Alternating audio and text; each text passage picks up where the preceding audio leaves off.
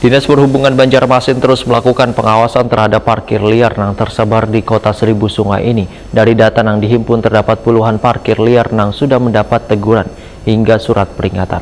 Mereka yang memberlakukan penarikan parkir dari bubuhan pengunjung hingga Rp3.000 per kendaraan.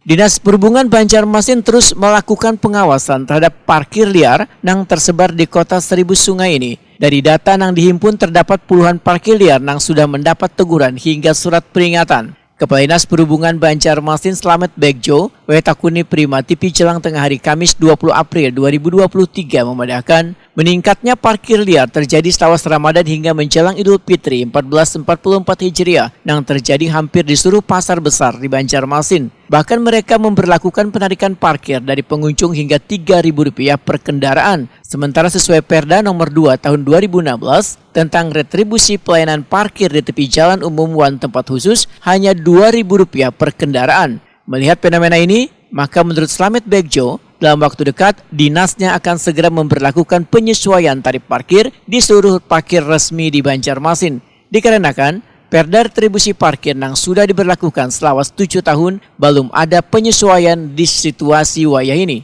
Sehingga pengusaha perparkiran diminta untuk kadang memberlakukan kenaikan tarif parkir sebelum adanya keputusan yang sah dari pemerintah Kota Banjarmasin. Sesuai Perda, kita akan ulang setelah Lebaran untuk barangkali penyesuaian tarif karena sudah berapa tahun kan namanya kan 3 tahun paling lawas oleh penyesuaian tarif.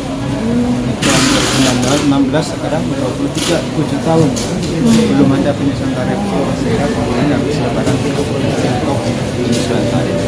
Itu di semua tempat parkir Pak ya masih 2.000.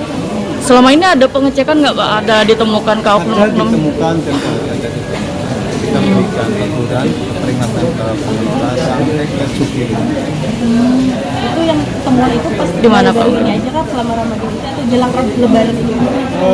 Biasanya selama Ramadan menjelang Lebaran ya Pak? Lebaran. Oh, Titiknya di mana Pak? pasar-pasar Pak? Banyak. Slamet Begjo meminta warga jika menemukan pemungutan parkir karena sesuai tarif yang berlaku untuk sesegeranya melaporkannya pada instansi terkait.